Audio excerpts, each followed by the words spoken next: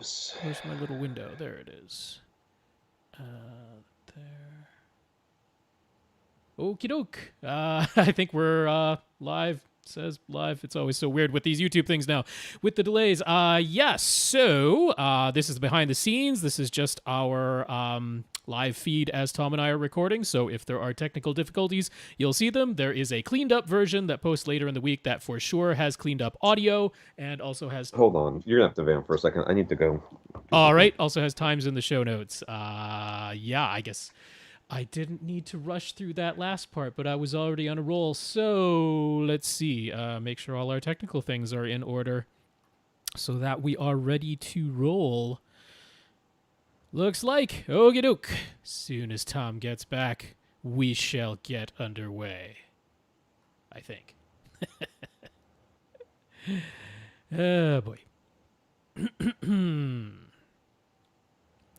Good behind-the-scenes stuff here. Fascinating. Recording.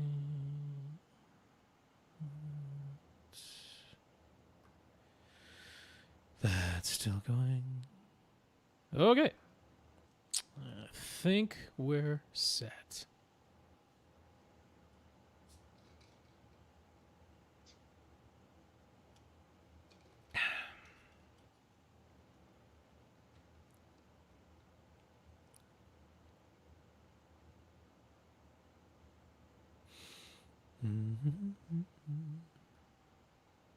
Try and figure out why Tom didn't get my chats or... Okay, there they showed up. How useful.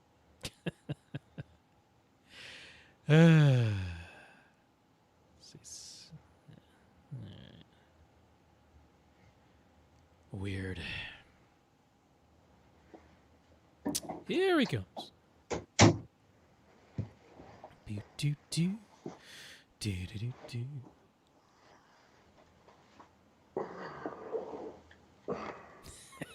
There he is. The moment I thought I wasn't going to need water, I thought to myself, "Yeah, I'm never going to make it an hour. Always going to need water. 2 hours, 2 minutes, and 40 seconds." Welcome to an edition of AV Rant. I'm Tom Andry, and I'm here with Rob H. This is AV Rant. It's your home theater and AV questions answered. We might have a slightly shorter podcast this evening because we're starting a bit late, but we will make it through as many questions as we're able. Yeah, it's first week of school. Yeah, understood. First week of virtual school, so it's been all right actually over here. It hasn't been too bad. There's a lot of my wife insists that I join a bunch of Facebook groups for parents, which is it's got a high whinge factor. Is how I would describe all right. it. There's a lot of people who are complaining about a lot of stuff, yes. And it's just very specific stuff that I not only don't care about, but I think that you're blowing out of proportion. So, well. Anyways, we've gone all right over here. We've had very few, no technical issues that I'm aware of that were on our side, or even in between anything. There was the biggest issue is we've had a teacher that was been out. Okay. So, and then the kids have been turning stuff in, and some of the teachers say they haven't, which is going to be a learning curve for ongoing everybody. Thing.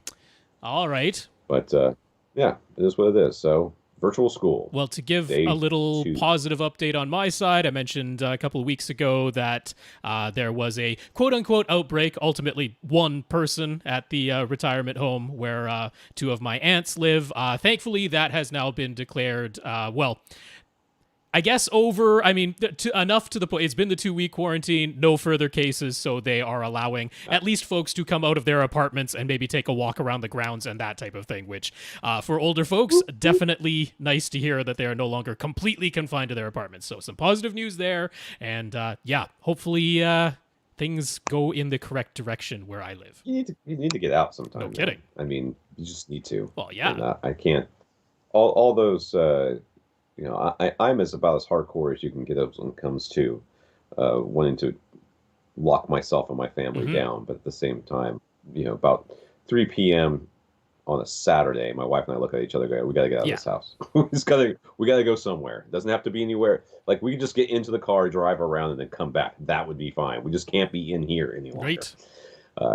It's just oppressively hot outside, so it's very hard here. But come a couple of months from now, we're going to be in, we're going to be in paradise. Everybody else is, the farther north you go, the more snow you're going to encounter, and the less you're going to be able to do outside.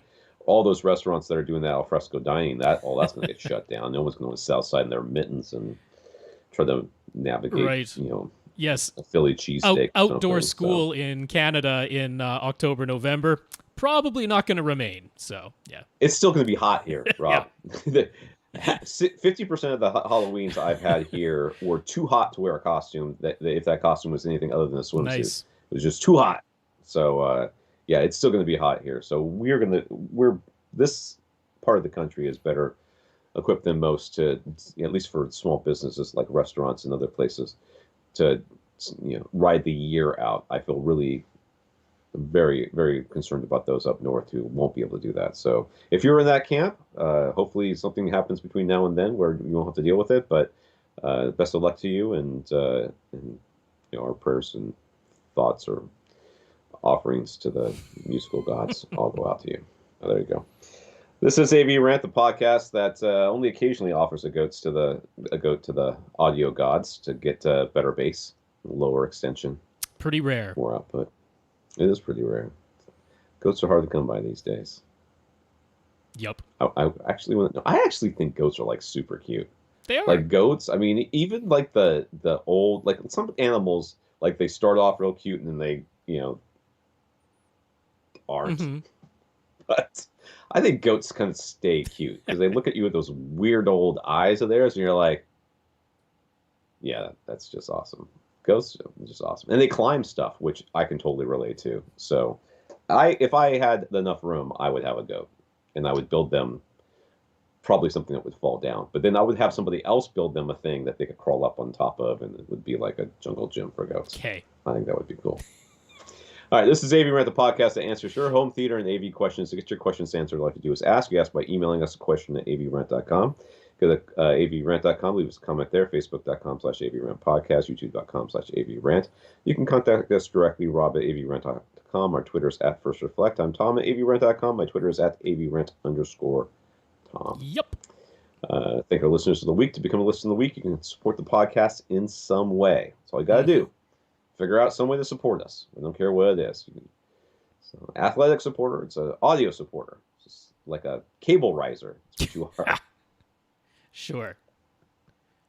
If you're going to be a cable riser, be one of the ceramic ones that look like they just chopped them off the top of one of the telephone poles. Right. Because that's the kind I think of. The ones that are just like sticks that are rubber band together. That just feels like a ripoff. All cable risers are a ripoff. The ones that are ceramic at least took some. I mean, somebody had to risk their lives to climb up there and chop them off, Rob. That's worth something. Reclaimed. So if you want to support us, you can go to avrant.com, click on the Buy Us a Cup of Coffee link, and go to a PayPal donation site where you can transfer some of your PayPal money to our PayPal, or use your credit card to do the same. So we want to thank Chris, David, Andrew, and Arturo for doing that this week. Thank you, gentlemen. Yeah, that's very nice to see all that support. Chris, David, Andrew, and Arturo, thank you all very much for those PayPal donations. We appreciate it. We also want to thank our 124 patrons over at patreon.com. That's up from 122 next week. Almost back up to 125. Hope so. Fingers crossed. Fingers crossed. Only it's $1. Patreon.com is a service that allows you to be a supporting member, a cable riser for AV Rant. Rise above the poverty line. I don't know what we're trying to rise above. Nope, we're not getting there. We're still well below that. Not even close. Well, it depends on what country you're in, Rob. I think all countries, if we were relying entirely on donations to this podcast to survive, we would be well below the poverty line. But yes. I don't know. I feel like there's got to be some third world country where hopefully not. Hopefully by this point, everyone is making more than that. But yes, patreon.com/AVRant podcast. If you would like to sign up, think of it as a voluntary subscription, if you please. And we very much appreciate our 124 patrons over there. If you can't support us financially, we completely understand. So just tell us what you did and who you did it to, hopefully with their consent. and we will mention you on the podcast. So Nelson dropped our names to Accessories for Less when he bought a Denon X4500H. Fred wrote to Accessories for Less to let them know that his recent X4400H receiver purchase is the third receiver he's bought from them because of us. Dan found some seasoning packet. So this is for good seasonings dressing that I said I couldn't buy last week and offered to mail me a whole bunch of them, which he did. And I would have totally taken them up on it, but I'm putting them on the back burner because we are moving out next week. Okay. So Monday, I will no longer be in this house. I do not know where I'll be staying. We were talking. That's one of the things that took me so long to get here tonight. Was we were looking at Airbnbs and some other stuff, and we had some other offers on the table. We have friends who have houses. We were thinking about using one of theirs, so we're trying to narrow it down to where we're going to stay. And I'll hopefully be close to home, which means really nothing, because this house will be unlivable for about anywhere from 2 to 4 weeks. And after that, it will be livable, but it will not have a kitchen. Right. So it means the podcast is might be a little up in the air. Tom might be here, might not. We're gonna play it by ear. Not really sure. But so I've thought I could go like low, low production value and just use like a headset mic and not all the fancy lights and stuff like that. Maybe I'll do that. Maybe we'll have some guest spots, some guest people coming in. I know DJ wants to come and be part of the podcast. Could do audio only if need be. So he hasn't sent me any bribes, so it's not looking too likely on that one. The money talks there, DJ. Gotcha. Money talks. Well, we will thank Nelson and Fred for both talking us up to Accessories for Less. We do appreciate that. And Dan, that was a really nice offer to send some good seasonings packets to Tom. Nice of you to think of him. I did look at our supermarket today, and they're still out of them. So believe me, I will be looking. And if between now and the time I get a kitchen again, I don't find them, I will 100% be hitting you up. There you go. 100%. So we also got some notes of gratitude from some of our listeners. Gurinder, who hopes my nose is okay after my headphones smacked me a few weeks back, and he isn't sure Rumikey Wizard is a rabbit hole, maybe more like a black hole. Although he did end up with improved results in the end. Yeah, I don't remember what I was doing, but I went to adjust my headphones. I somehow you were like sitting back down. You were gone for a little bit, and then they are spring loaded. Doesn't sound like me. I'm much more of a consummate professional to step away from a microphone in the middle of a podcast. Bite your tongue. I was the true pro. I only barely saw it out of the corner of my eye and didn't even know what had happened. So we're just pro as pro can be over here. You could literally get stabbed in the middle of this podcast, and I would never know, because I have the screen up with the questions on it blown up as big as I can, so I don't have to squint at it. And it could be like a total Scream situation, like the beginning of Scream, like girls getting killed and their parents are on the other side of the whatever. Yeah, that could happen. Yep. Don't anybody kill Rob. He's like my favorite of all. Neither of us is looking at the live chat, so it's not like we're going to see anybody screaming about it there either. This is total setup for one of the Paranormal Activity 6, the podcast. Right. I don't know. All right. Victor sends us a note of gratitude. He says he's a member of the 2 Hour Plus Club, but if he ever gets a bit behind on podcasts, he's sometimes part of the 4 Hour Plus Club. He doesn't miss 1 minute of AV Rant. Stefan, who says that when he started listening to us about 5 years ago, he put us 4th on his podcast playlist, but now we are 1st, probably because all the rest of the podcasts have died. that could be part of it. I'm going to choose to believe it's because we've just gotten that much better, Tom. Attrition. We're just first by attrition. We're just outlast. Yep. We're the survivor of podcasts. And Michael, he said, I'm also a member of the 2 Hour Plus Club, albeit with playback at 1.5 speed. Does that still count? If it helps, he listens to other podcasts at 3 times speeds. 1.5 is for the good stuff. I mean, kind of, as an artiste, I would like the tenor of my voice to be. Well, all of them have the pitch down thing, so just speeds up the speed, but pitches you back down to normal. Yeah, whatever. And Chris and Dan also said thank you. So thank you, for your notes of gratitude, Grinder, Victor, Stefan, Michael, Chris, and Yes, Dan. I'll just repeat the names: Gurinder, Victor, Stefan, Michael, Chris, and Dan. Really do appreciate those notes of gratitude. Some funny stuff in there, so that's very nice to see. And a big thank you from us to everyone who continues to listen and send in your questions. We really, really do appreciate it. We do. We do. We absolutely do. So Disney has given a name. This is in the news, so I guess we are. Yeah, news. Disney has given a name to its paid release of Mulan on Disney Plus and explained a bit about how it's going to work. You know what I want to know? When's Black Widow coming? That's literally the only movie I will do this for. Okay, I cannot wait to see Black Widow. I can't wait. I will pay for that one, but I ain't paying for this. Okay, starting September 4th with Premiere access, you can watch Mulan before it's available to all Disney Plus subscribers. Disney Plus will offer Premiere access to Mulan for $29.99 on DisneyPlus.com and in the Disney Plus app on select platforms, including Apple, Google, and Roku. Once you have Premiere access to a Mulan, you can watch as many times as you want on any platform where Disney Plus is available. Your access to Mulan will continue as long as you are an active Disney Plus subscriber. Yeah. Well, what if you let it lapse and then you come back?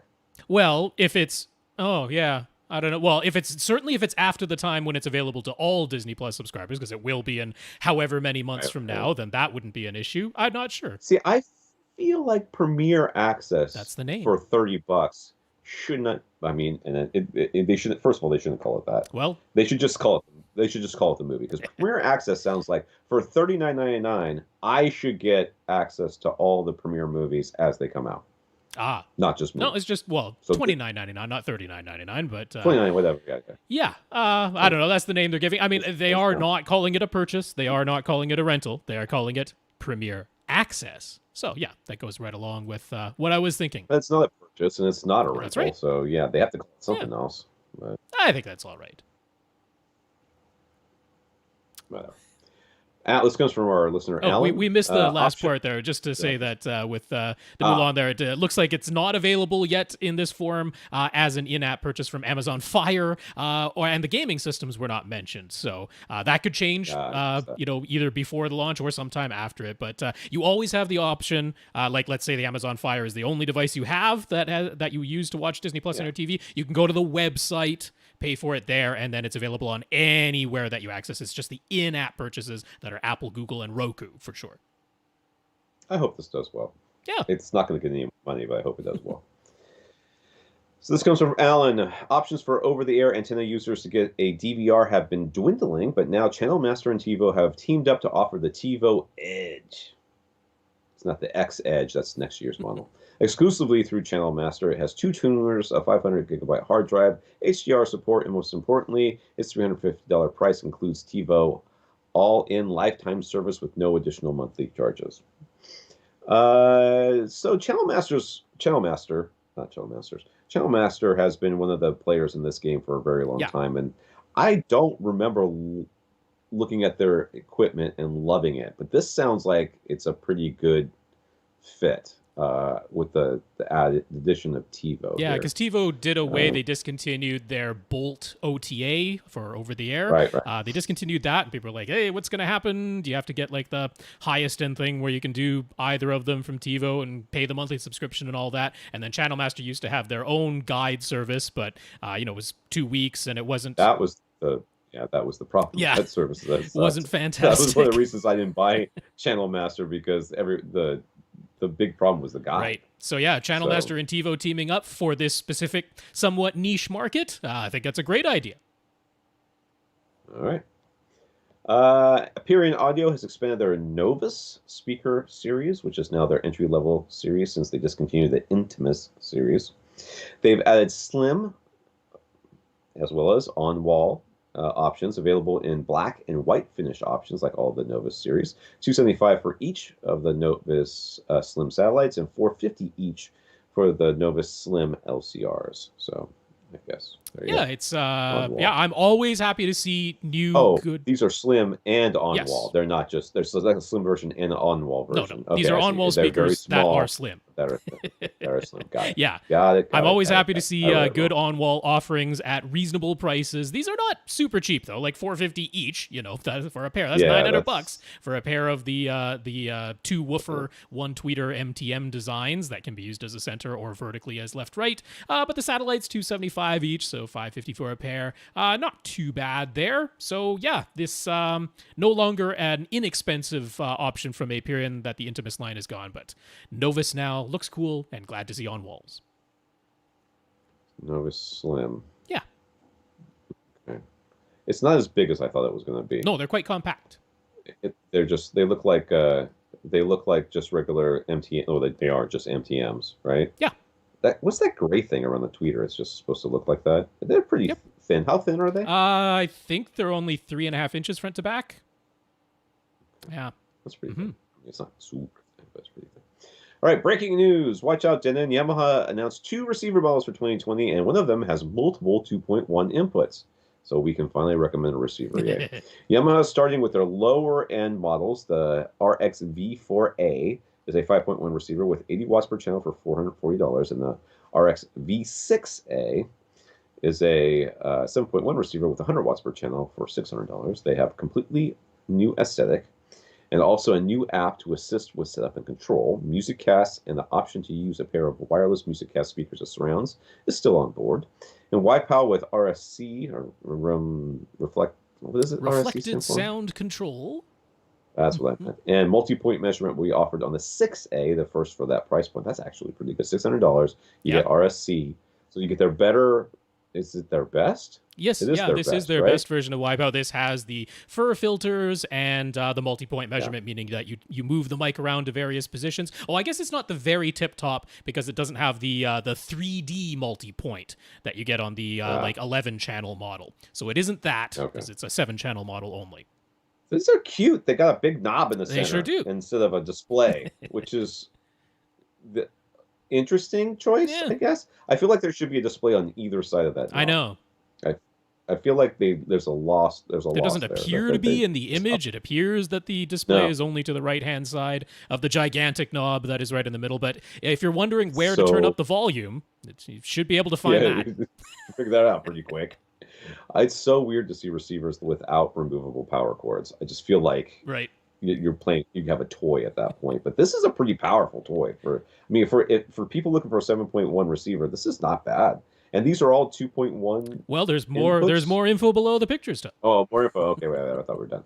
But of course, the big headline is the inclusion of HDMI 2.1 ports. You see, I always know what's coming next because I'm so smart with my big fat. That support 4K to 120 and 8K 60, along with all the HDMI 2.1 gaming features like variable refresh rate, auto low latency mode, and quick frame transport. Okay. And more than that, the 6A has 3 such inputs and 1 output. So it's actually a 2.1 HDMI 2.1 switch and useful for more than just one source. It has not been reported whether these are 48 gigabit per second ports or 40 gigabit per second, or easy for me to say. However, there are some things to clear up. First, strangely, it is being reported that all 4 of the RX V4A's HDMI inputs are 1.2 with, it's 2.1 with 1 output. Meanwhile, the more expensive 6.6. Oh my God. Numbers and letters, Tom. Numbers and letters. There's no other way for me to write it. That's what it's called. Or I need a coffee. I don't know which one it is. It is 10 o'clock, 10:30, 10:45. Easy for me to say. And okay. First, strangely, it's being reported that all 4 of the RX V4A's HDMI inputs are 2.1 with 1 output. Meanwhile, the more expensive 6A gets only 3 HDMI 2.1 inputs and 1 output, along with 4 HDMI 2.0 inputs. It is strange. And I want to say here, I am suspicious that on the 4A, I think it actually only has 1 HDMI 2.1 input and output, and then 3 HDMI 2.0. The reason, so if you look on the back of the 6A, it clearly has demarcated three Right, of the I see it HDMI too. ports as separate from the other four, and the reports are all like, yeah, those three are the full bandwidth 4K 120 capable HDMI 2.1 ports, and then the single output. That seems very clear on the 6A. But on the 4A, you just have the four HDMI inputs. They're all together. They don't have a demarcation, a line drawn out or anything, but only one of them is labeled. And if you look at the 6A, the three ports that are HDMI 2.1, they are all labeled with suggested names. And I have a sneaking suspicion that only that first port on the 4A is actually 2.1. So, yeah, it's early reporting. The press release for this just came out like earlier today. So not super certain there, but I wouldn't fully count on the 4A actually being a switch. The 6A, though, very clearly, that has three HDMI 2.1 inputs. That puts it ahead of any of the Denon and Marantz offerings for 2020. Yeah. Second, these are scheduled to arrive in September, but they won't support 4K 120 or 8K out of the box or HDR10 Plus either.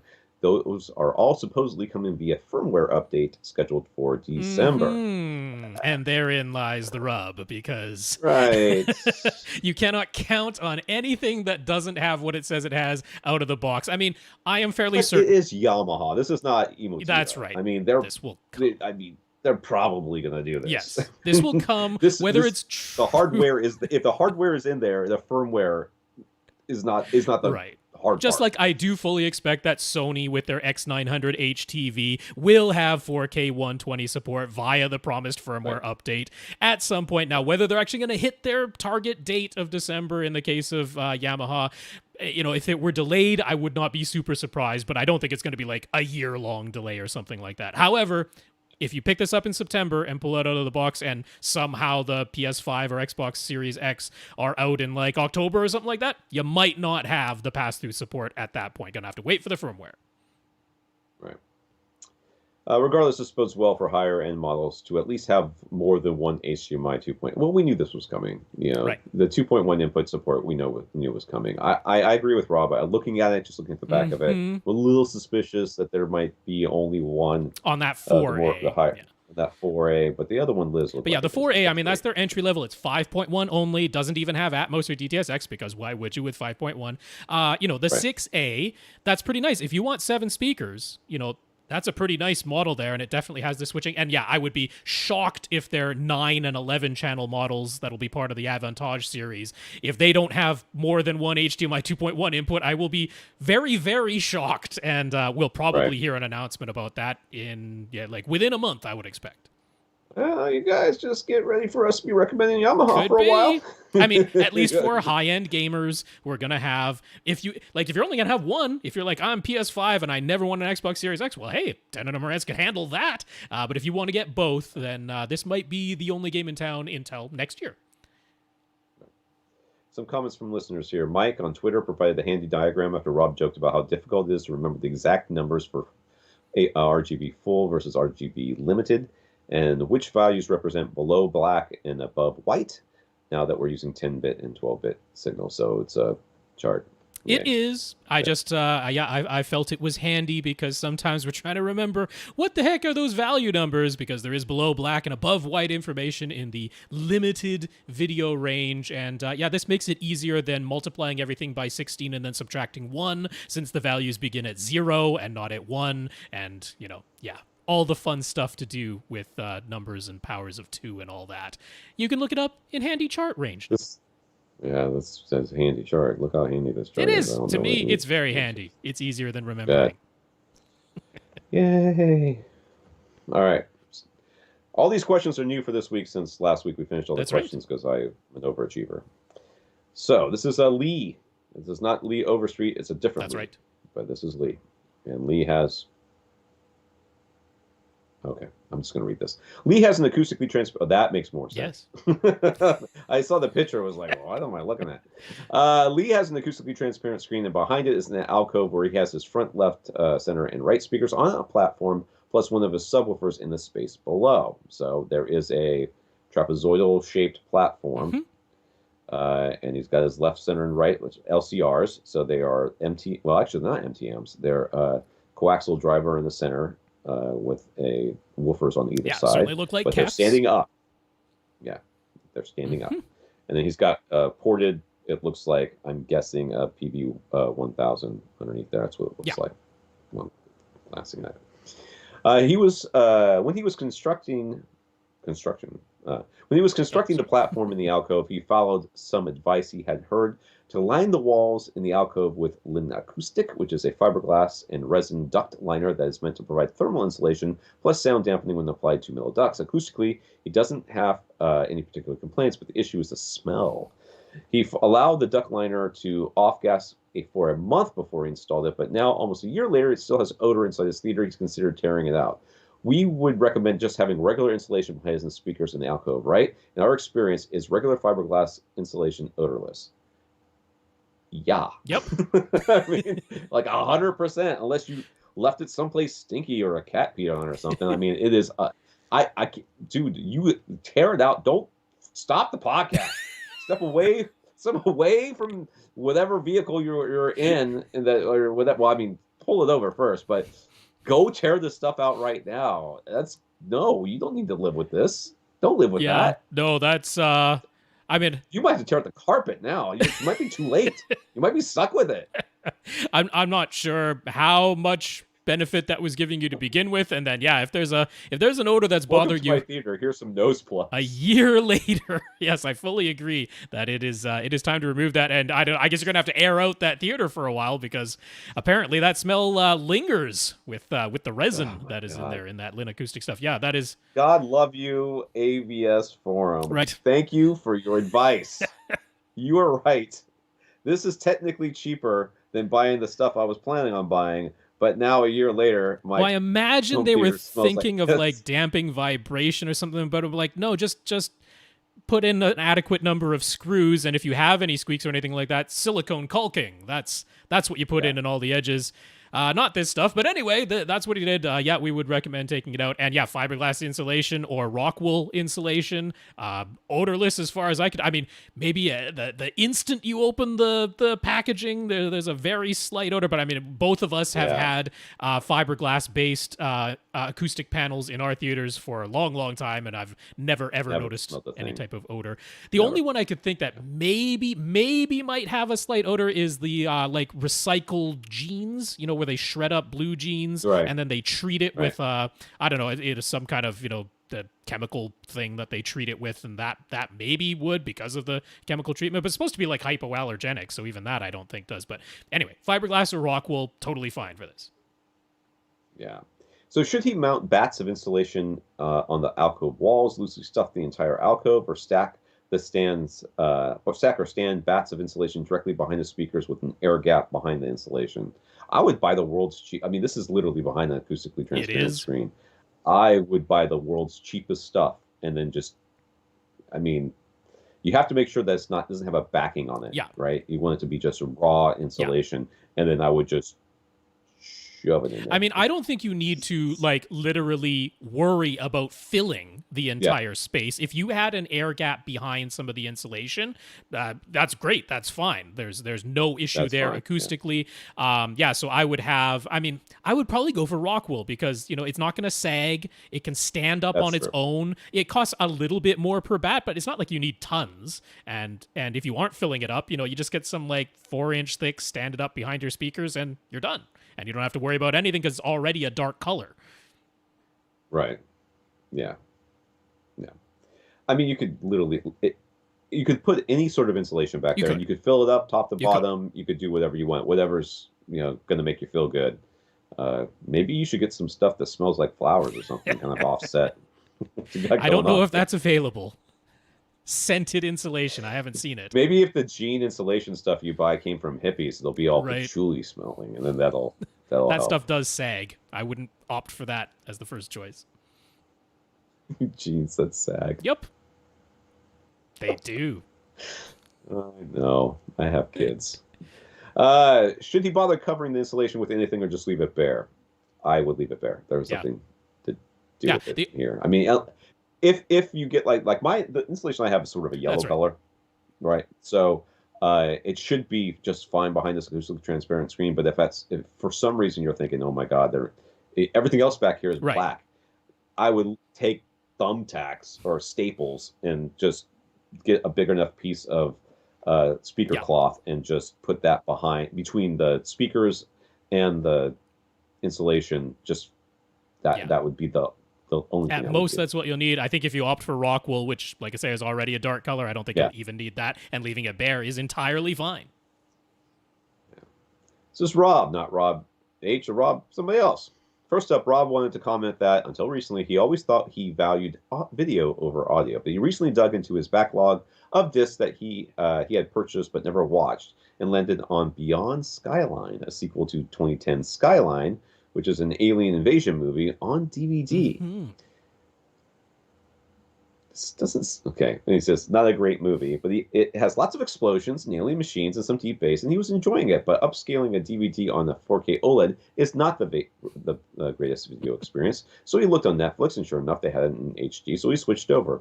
The video quality was definitely better, but the audio quality was way worse. The dynamic range was compressed, the subwoofers were barely being used, and the sense of immersion just wasn't there. Dialogue was clear, but that was about it. So despite the lower video quality, he switched back to the DVD, and the experience made him question how many times he's chosen to watch a given movie based on the available video quality without checking if a better version of the audio was available. He realizes now that he might have thought less of several movies because the streaming audio wasn't up to snuff. That's food for thought. This is not a question. This is a statement. This is a... I prefaced that. All right. As a comment. So Rob is... This is a question. Rob has always used an AV receiver ever since he got into home theater. He has heard of separates, but figured it was a case of if you need to ask whether or not you need separates, then you don't need separates. But could we explain what each of the components in a separate setup do? He understands separate amplifiers, but he's heard preamps, processors, preprocessor, prepros, DACs, tuners, blah, blah, blah. Could we give a primer on what each of these are and what they do and why you might want to have them separated? Well, what you're really separating when you get separates is a fool from his money. I mean, not 100% of the time. Not 100% of the time. I know. So in home theater, the most basic form of separates is, and you mentioned things, the preamps, processors, preprocessors, prepros. Okay, those are all the same thing. I mean, effectively in what we have today. Yeah. Well, I mean, why don't we just start by defining some of the things? Because if you want to go completely separate, and you're pretty much only going to find that in some very esoteric gear. Super esoteric, high-end, it's totally stupidly expensive. Right. But such things do exist. So they do. You will first have, you will have to have some kind of decoder. That will have to, and it is possible to sometimes find completely separate decoders. So you'll have a source device. Let's say it is a digital source device. So that digital source device. Not in this sort of setup that you're about to describe. Not very often, but it wouldn't be digital. It would be all analog all the way through. But if it were, Rob, you would have a digital source device outputting a digital signal. That digital signal would need to be decoded.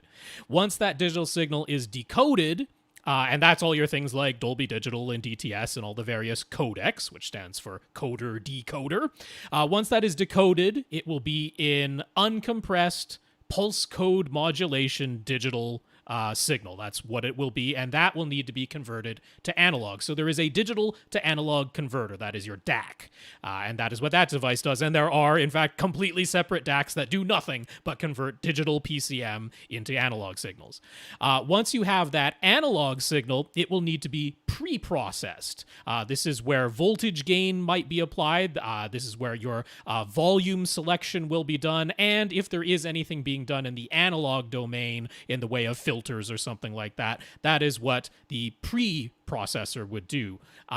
Once that has been done, it can be sent over to, it could go directly to an amplifier if that pre-processor is a pre-amplifier, and now you have a analog signal that has been processed in all the ways that you want, including selecting the volume level. Now that will be sent to an amplifier, which will amplify that analog signal and send that amplified signal to your speakers. So those are kind of all the parts. You might also see a tuner, which is just a radio tuner, which these days could be satellite or terrestrial radio, or internet radio for that matter. Those would all be considered tuners, and those, in essence, are just another source device. It just happens to be radio as a source device. So You might have heard of an integrated preamp. And an integrated preamp is going to take all of the things that are not an amplifier and not a tuner and put those together. So it is no source built in and it is no amplifier built in, but it is all the other things. It is a digital analog converter, it is a decoder, and it is a processor and a preamplifier. So that would be an integrated preamplifier. There might also be an integrated amplifier, which again is all of those things plus amplification, but no source is built in. Once you put the tuner in there, that's what actually turns it into a receiver. A receiver is supposed to be not just an integrated amplifier, but also have source built into it. That is a receiver. So you'll actually see, like over in Europe, a lot of Denon models are actually labeled as integrated surround sound amplifiers as opposed to receivers because they don't have tuners built into them, a lot of them over in Europe. Not anymore. Yeah, so that's kind of defining what all the things are. And then why might you ever need to have them all separated? Well, okay. So, but for practical terms, what most people in the United States or in this industry are talking about is they take the amplifier section and they split it off from the pre-pro, right, which has all the sources, all the processing, all the stuff in there, but no amplification. That's right. They may not have a receiver like an antenna input, which means that they may not have that. So that would make it an integrated. Honestly, when was the last time anybody hooked up those things? I can't remember the last time I listened to terrestrial radio, other than being in the car, and even then, I don't really listen to music anymore. My wife does, but I haven't done it inside my house in a bajillion years. I can't think of a reason I would, because the only reasons I would be to hear the news when power had gone out because of a hurricane. But if the power had gone out, then my home theater would be down. So, so in practical terms, here in our home theater, like if you go to Emotiva and you buy a pre-pro and you're in the amplifier, it's just the amplifier sections separated out. So what's the thought process behind doing all these things? Or separating them out, especially the way that Rob described at the beginning there with every individual piece separated, So if you subscribe to the notion that it is impossible for a device to do a thing correctly if it's also trying to do another thing, if machines are incapable of doing two separate actions at once, then you believe that separates are a thing that we should have. That the thing that does the amplification can in no way be touching or in the same box as the thing that's doing the coding or the thing that's doing the digital to analog conversion. If you think that having those things close by each other, the electrical fields will somehow cross and the streams will get tangled and, Cthulhu will rise, Rylith will destroy that, whatever, then you're not only needing a serious help, but you probably have a lot of money. So whatever, people will listen to what you have to say, because it doesn't make any sense, right? It doesn't make any sense. Your car does a ton of stuff all by itself without having to worry about crosstalk or any of these other things.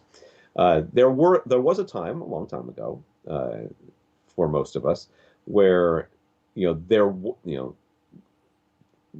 less things were known and more mistakes were made, and there were things that happened within a box that could have interference or create problems. So therefore, separates were either desired or needed depending on the situation and where you were at.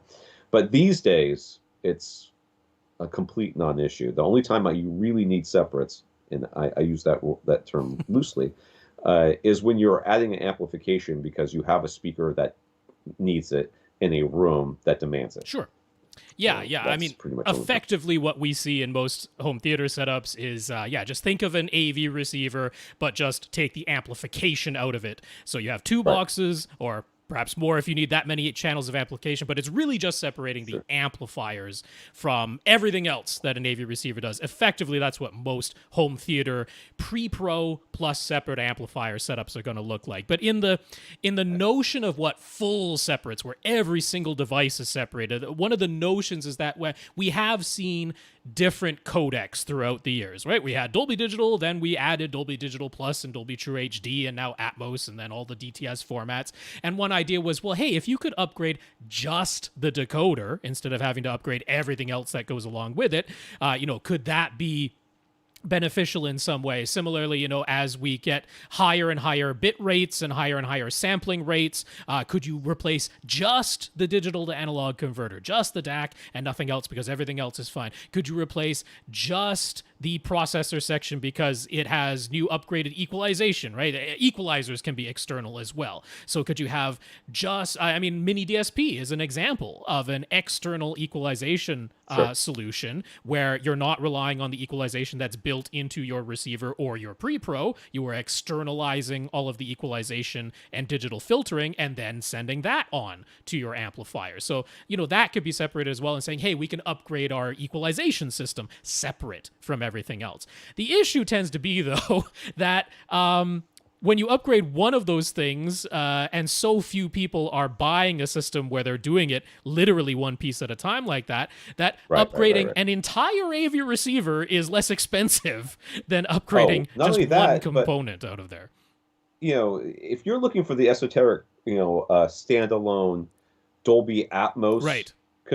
This decoder, it doesn't exist. That doesn't exist. No. And in fact, it will not exist for probably ever, but at least 10 maybe years. In some professional settings such a thing might exist, but not for home consumer but use. you can't afford that anyways. That would be a ridiculous sum of money. That's like movie theater tech. Right. You know what I mean? It would have to be a completely separate room with some sort of its own AC to keep it cool. But we also see from the brands that we have in the consumer world that produce both AV receivers that have the amplification all built in and pre-pros, where it's essentially that very same AV receiver, just minus the amplifiers and the amplification you buy separately. We'll very often see that the features of the pre-pro are identical to the flagship receiver, and yet the pre-pro that doesn't have amplifiers built in costs more than the flagship receiver sister model simply because of economies of scale. They sell 10 times, if not more, of those flagship receivers than they do of the pre-pro model. So it's just economy of scale. So even the idea, when does it make sense in practical terms? Because I don't think we should spend too much time worrying about the complete separates because there's very few companies that are offering that to consumers and it isn't practical or cost effective. But we certainly do have the option of getting dedicated pre-pros, surround sound pre-pros, plus separate amplifiers. And it's basically his next question, so we can go into that. But there can be an argument for doing that. So when does it make sense to use separates instead of an AV receiver? He's heard of it being useful if your speakers have a low ohm rating or if your speakers are difficult to drive. But what's the cutoff where it makes sense to switch to separates? Well, first of all, I don't actually believe you ever need to switch to separates. I think that you get a receiver and then you add an amplifier. Yes. It would have to be an AV receiver that is capable of outputting a pre-out signal to feed an amplifier, because not all AV receivers are. If you have an entry-level AV receiver, it's probably not going to have a full set of pre-outs. It's usually pretty high up in the lineup before you have a full set of pre-outs. So there's math involved here. Generally speaking, so yes, if you have really low ohm speakers, first of all, if you buy any speakers that we suggest on this podcast at almost any time, you do not need a separate because of its low ohmage. It almost is never the case. Most of the consumer level or even higher mid-tier to low-tier high-end speakers, they're all going to be around 4 to 6 to 8 ohms. And with reasonable impedances, with reasonable sensitivities. And yes, some will be harder to drive than others, but it won't be what we're talking about here, which is, you need separates, when it dips down to like 2 ohms. Right. Well, yeah, okay. You got your Magda pans or whatever. Some Martin Logan electrostatics do that too. Yeah. Yeah, I mean, yes, that can happen. You can go find those at Magnolia, but it's a very specific case. But even those speakers, if you're sitting close enough to them, you don't need separate amplification. It's all about the interaction between how hard they are to drive and how far away from you are they. So if you are within 12 feet of your Mm, speakers that are your main speakers, basically, uh, and you are wanting to hit full reference volume, if you're within 12 feet and you have, a reasonable speaker that we recommend, you're fine. right. If Yeah, you're you'd have to look beyond 12 pretty feet hard or to find something that wouldn't work yeah, with that. yeah. If you're beyond 12 feet or if you have a speaker that's harder to drive or has a lower sensitivity, uh, then maybe, but most of you aren't who are like, oh yeah, I gotta get to full reference. You never do it. You never do it because full reference volume is freaking loud, dude. It is Yes. so freaking But loud. mathematically speaking, we have seen people who are sitting more than 15 feet away from their speakers, Right? and it is not. I mean, for example, Emotiva's own speakers that they make now, they kind of make them this way because they want you to buy Emotivo amplifiers to I go was gonna along with them. say, Is ooh, let's all do the math on that one. a little bit of that going on there, but they are a true 4 ohm speaker that doesn't go much above 4 ohms in its impedance and does get down into sort of like the 3 ohm range. And so if you're sitting like Right. 15 or more feet away from an Emotiva Yeah. speaker, which anybody might do that, you are getting into the situation where, yeah, if you want to get to those upper close to reference level, full reference level volume levels, mathematically speaking, you're actually going to need more amplification power than the vast majority of AV receivers can supply. And so at that point, if you've done that calculation based on the sensitivity of the speaker, the impedance of the speaker, your distance from the speaker, and how many watts it's going to require to get you to the volume level that you want to reach, you put all of those things together and calculate that. And you can come to the conclusion that, hey, I need more than the 80 or 100 watts that a typical AV receiver can supply. So at that point, yes, you can absolutely make the argument that an external 200 watt or 300 watt per channel amplifier is going to be able to get you there. Now, must you pair that with a dedicated pre-pro? No. That is not absolutely necessary. You could definitely pair it with an AV receiver that has a set of pre-outs for whatever channels it is that you want to power externally. As long as you have pre-outs for those, then the signal can be supplied to those amplifiers, and it does not have to be a dedicated pre-pro. Just looking at those Novus speakers. I agree. Yeah. If when I say flippantly, you just buy a receiver, and Rob's like, yeah, correcting me and saying that the low end receivers, you have to have a receiver that does. If you're at the point where you're starting to think about separates, I already assume that you're in like the 4,000 level, dead end receivers, which are going to have pre-outs anyways. But yes, it goes without saying that, or it goes with saying, I suppose, that you need to have pre-outs. Yep. Nelson is a fellow whose Marantz SR7010 immediately goes into protection mode as soon as he turns it on, even with absolutely nothing plugged into it beside the power cord. And even did you try unplugging the power cord? Yeah, that's might not be the work. power No, cord. You're gonna need that. And even after a thorough cleaning inside and out. So Marantz's advice, since it's out of warranty now, he'll take it to a local repair shop to get an estimate. But even if it's a reasonable price to fix, he'll just end up selling it since he has moved on to a Denon X4500H now. I like your moxie, kid. He hasn't run Odyssey in a long time, but he was looking through the manual and he read the full description for Odyssey Sub EQHT. It says that it first compensates for any level and delay differences between the two subwoofers, and then applies multi-Q XC32 correction to both subs playing together. Sure enough, when he did the initial setup for Odyssey, when it was detecting which speakers were present in the system, it played a sweep from each of his two subs independently. But after that, it only ever played a single subwoofer sweep with both subs playing together during the calibration. So, is that different from the way his Marantz SR7010 used to do things? He seems to remember it playing a sweep from each sub every time. Is he mistaken?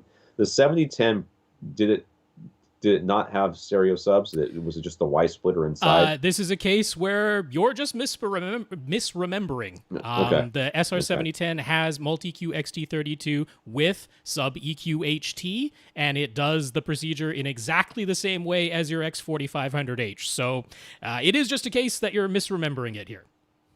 There you go. So he asked, why do we recommend using a Y splitter and manually setting the receiver to only one subwoofer when Odyssey sub EQ HT corrects them together in mono, just like we say it should? Because we don't want it to do different delays. It's actually just basically the distance setting part of it that puts the fly in the ointment. That's the only part of this that is a little bit of an issue with us. So what you do is, so the delay or the distance setting, it's the same thing, is we don't want them to try to time align the two subwoofers for this one spot. The subwoofers are a unit. They should be time aligned together. Now, I believe when we spoke to, what's his name, Chris? What's his name? Oh, Kyriakakis? Kyriakakis, right. I mean, we talked to him about this, right? And he sort of understood what we were saying, but, I don't really know that it's an easy sell to the public. Because it's a lot of trial and error. It's kind of the only way to do it is a lot of trial and error. This is easier. Yeah. So, what we wanted to do is we want you to get your subs playing the same volume. Yes. And then, which is something sub EQ HT will accomplish. So, like I say, the only part of it is the distance setting part. We wish you could use it, but you can't get away from the distance setting part of it because, so the issue is we want to have them matched in level. That's fine, but then we don't want them just both time aligned to your seating location like the rest of your speakers are. What we want to do is get uniform bass response across all of your seats. And to do that, you basically have to play with the phase, the fully variable phase is what you need, of just one of the subwoofers to achieve uniform response. And just time aligning them isn't going to do that. I mean, maybe if you luck out, it will. It's not impossible that you could luck out and have it happen, but when you just do it via time alignment, that isn't even the aim. The aim isn't even to try and get uniform response. And that's what we want, is uniform response. Once we have uniform response, then we want to equalize that as a single mono signal, because if it's uniform across all seats, then you can have the same EQ applied across all seats, and that will work. The problem is if you use sub EQ HT and have your two subs as independent inside of the AV receiver, it will level match them. That's great. That's fine. But then it will time align them. And now when it goes to equalize them, it's after that time alignment has been done. So if you were to go back after the fact and manually change the distances as a way of altering the phase, well, then now the equalization isn't going to be correct because the equalization was being applied after the automatic time alignment. You've now changed the time alignment, but there's no way to retain what you've just done and just do just the equalization part now. So we're like, if you just use one subwoofer output and say you only have one subwoofer and feed both of your subs with a Y splitter, you can do the phase part of it manually. You can level match them manually, and then it will just apply the equalization because you have manually achieved the uniformity that we want. So it's a little bit complex. It is tedious to do it. If you were to just run sub EQ HT, listen to the results and go, yeah, that's pretty darn good. Like, yeah, my left seat isn't quite as good as my center seat, but I'm not sitting there, so I don't care. I'd be like, yeah, that's fine. That is also fine. Yeah. In my home theater, I think the distance differences were like a foot. Right. So with 20 hertz being like a 60-foot, 50-foot wave or whatever it is. It's really, the phase differences were not that big. I still did it. I still did it the way that we're talking about here, but I probably didn't need to. And I certainly didn't need to for my family because none of them can tell me the difference because they're all deaf. So, all right. Ted has decided it's time to upgrade to Atmos in this 12-foot long, 13.5-foot wide, and 9-foot high home theater.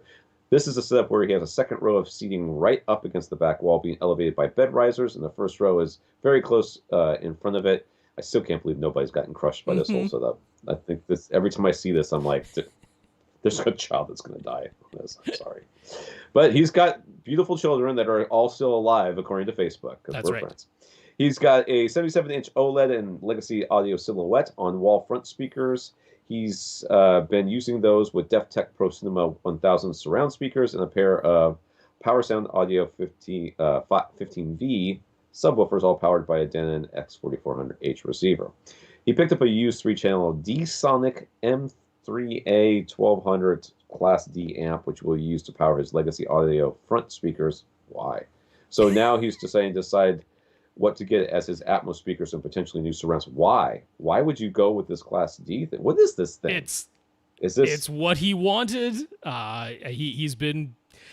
we just talked about when would you need external amplification. He's in a very small room, sitting very close. His speakers are a little bit on the difficult side to drive, but given how incredibly close he is to them, he does not need it, but he wanted it. So he bought a 3-channel amplifier, and it happened to be this Class D design from D-Sonic. I'm not super familiar with that D-Sonic amplifier.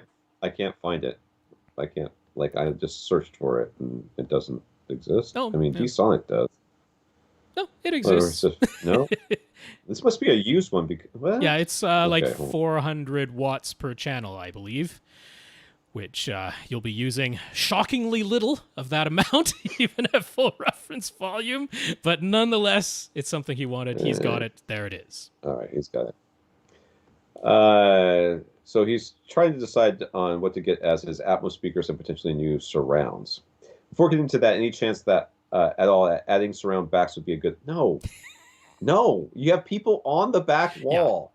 Your room is tiny. You do not need surround backs. In this instance, I am in 100% agreement with Tom. Tom and I occasionally disagree about surround backs, but in your... We often disagree about surround backs. Let's be honest here, in Rob. your case, Ted, I am 100% with Tom on this. You cannot have surround backs. That will not be a good experience. He has disallowed you from doing this.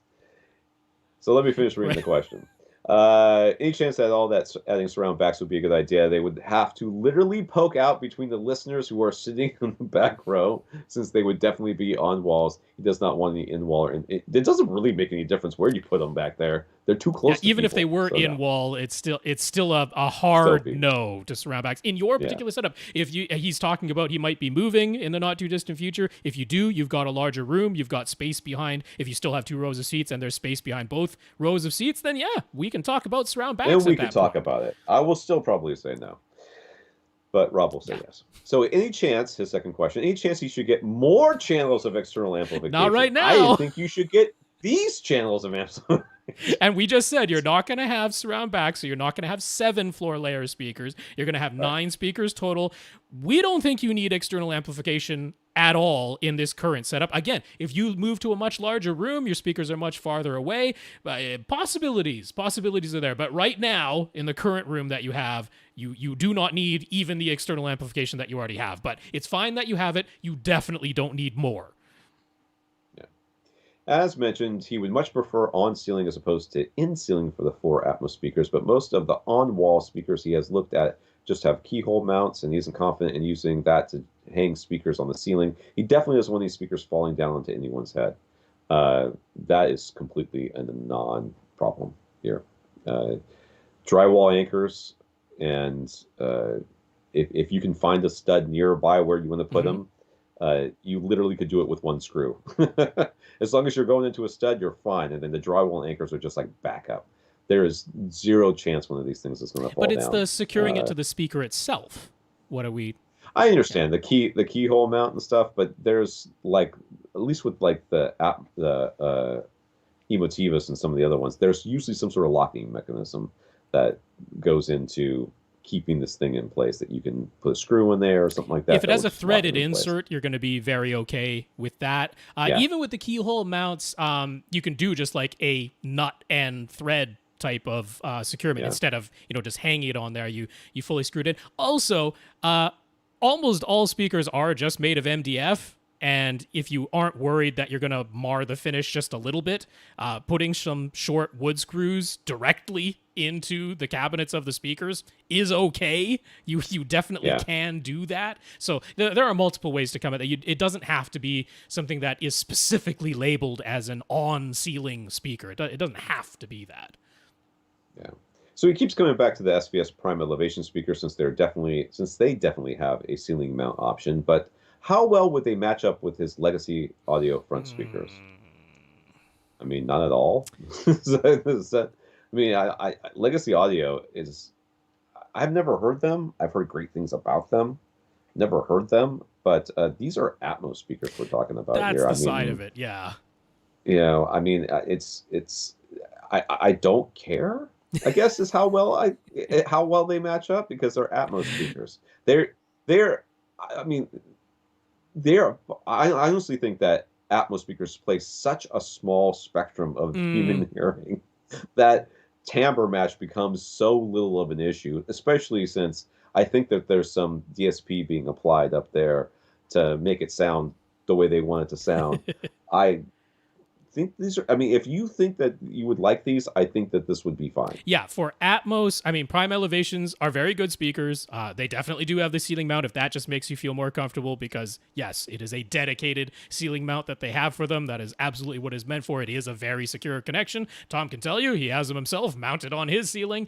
And yeah, if you were to take Prime Elevation speakers, put them side by side at ear level with your legacy audio silhouettes, and A/B compare them, you would be able to tell them apart. That is not going to be a perfect timbre match. I will say, legacy audio speakers, they are going for pretty darn good transparency, pretty darn good neutrality. They're not going for some way out there, house target curve to their sound. So they aren't as far apart as you might think they might be just by looking at the differences in components, but you would be able to tell their timbre apart. I'm quite confident in that. But as Atmos speakers, I'm so unconcerned about it that if you're comfortable with the mounting system of the Prime Elevations and that's it, I can still wholeheartedly recommend it in this case. Right. He likes the way Revel speakers sound, and they have an on-wall model in their Concerta 2 lineup that he's able to get for a very good price from his dealer, but it's almost £15, and again, not specifically designed for on-ceiling. Would it be worth engineering a way to securely mount it? This is going to be a lot more expensive, right, Revel? Well, like you say, you can get them at a very good price. I don't know what very good price. I think it was 10% off, 100% I think it was saying off? $200 a piece. That sounds very good. Which is, for Revel speakers, that's really good. Yeah. 15 pounds is pretty heavy for an on-wall speaker. This would be one where I probably wouldn't want to rely on a keyhole mount, even one that is secured with a nut and all that. I probably would want to go directly into the body of the speaker if you were to do it. So, yeah, how comfortable you are with doing something like that. As far as I'm aware, that one does not have a threaded insert. I don't see anything on the back of this thing, man. I'm looking at the M8s, the Concerta. I think it's Series the on-wall. S16s, I think, are the on-wall model there for the Revels. This says it's on wall. You're looking at the smaller stick style on-walls. Those ones have a separate little wall bracket that comes with it, and it's. Would you call it S16? I'm pretty sure it's the S16 and the Concerta 2. Oh, I can't see the back of it. Yeah, they don't provide a lot of pictures. But I'm pretty sure that one does not have a threaded insert. So yeah, like I say, being Atmos speakers, I'm not worried about how do these speakers sound when I listen to them as a stereo pair. That to me is not a concern whatsoever. So, again, the Prime Elevations, if you're comfortable with their mounting solution, I'm good to go with that. Yeah. I'm trying to get this product brochure to download so I can No, they're see kind of a trapezoidal shape, although they are only front firing. They are definitely meant to hang on the wall. And yeah, I'm not seeing any images of their backs. So anyway, I'm not either. This is terrible. Move on to the next question. Do you want me to go, Tom, or you're still going to look? No, I'm good. I'm good. So if it doesn't have a keyhole mount, and even if it does, I gotta believe that there's some sort of mounting option that would be. Oh wait, here, let me just read the next question because apparently I'm answering it. In the other options, that might be good, a good choice for on-ceiling Atmos speakers in this particular setup. There's just so many companies out there that make mounts for speakers. I just can't believe that you couldn't find something that would work for this speaker, whatever speaker you want to be on your ceiling. Now, I think that the elevation speakers would be fine. Yes. I think that they already have their mount there. They have this, basically, it looks like a double keyhole. You slide it into place, and then there's a rubber thing that you slide in behind it to lock everything in so that it doesn't bounce itself out, doesn't rattle up there. And it works pretty good. I don't hear any noise from it. I just found a picture of the Revel S16's backs, by the way, and it's two keyhole mounts in the top left and right corners. So trying to use that to like flush it to the ceiling, I wouldn't want to secure it from those because it's only in the top left and right corners of the speaker if it were hanging vertically like it's meant to on the wall.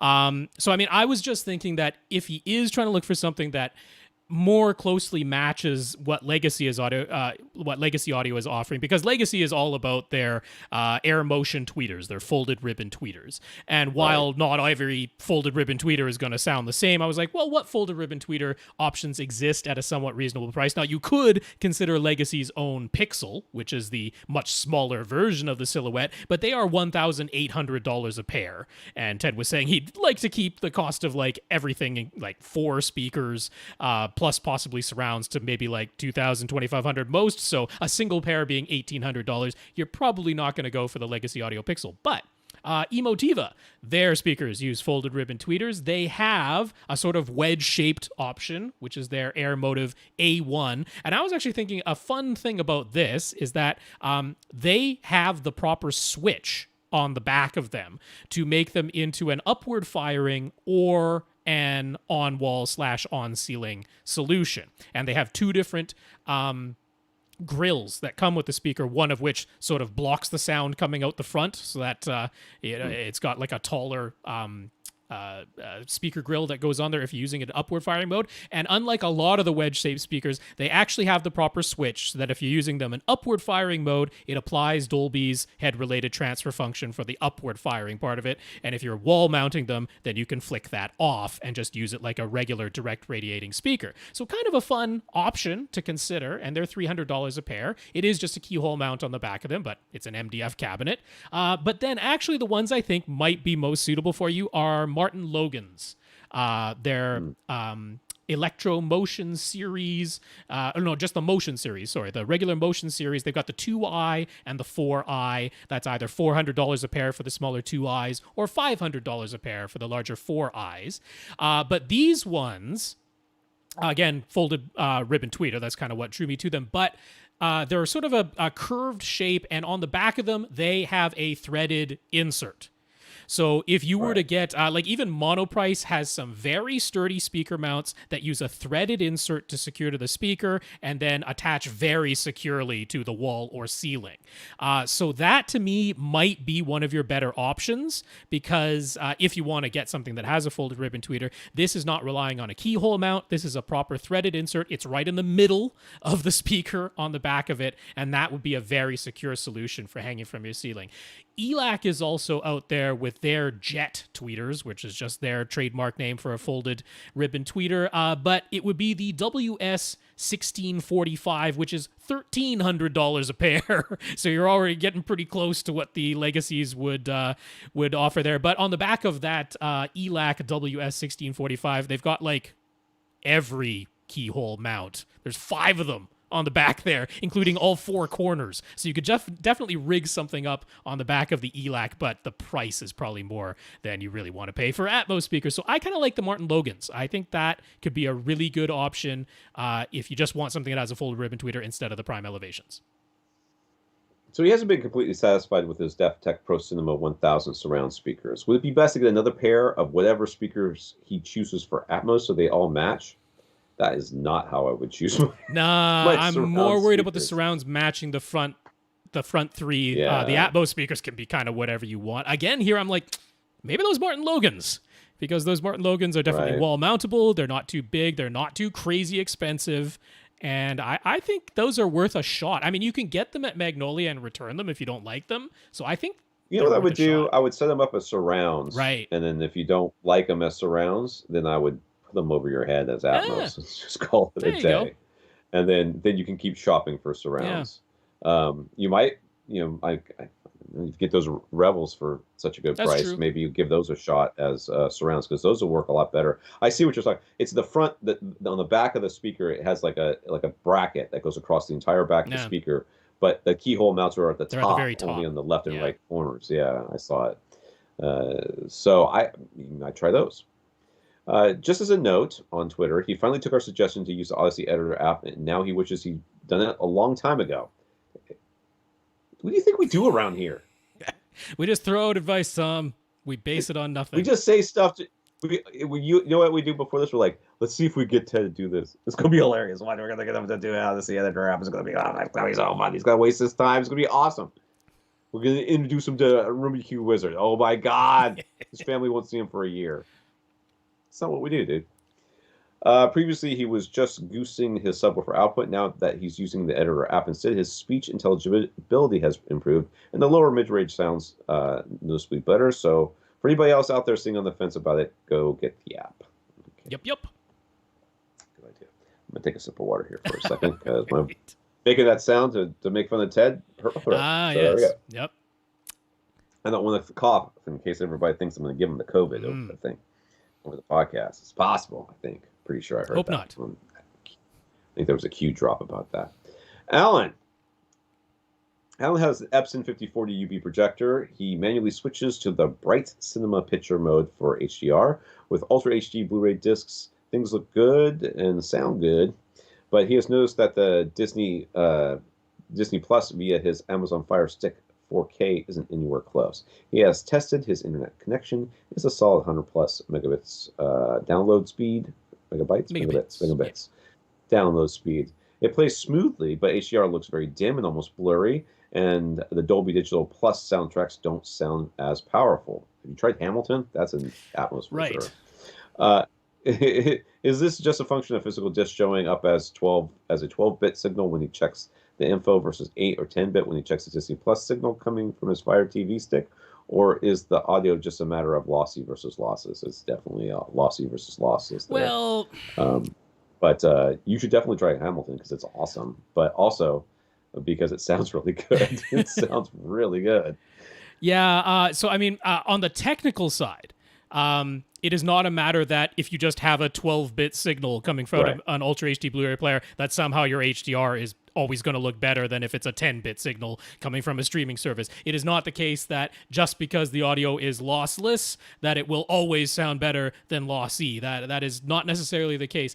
On the audio side, there is certainly the case where some of the mixes are just different.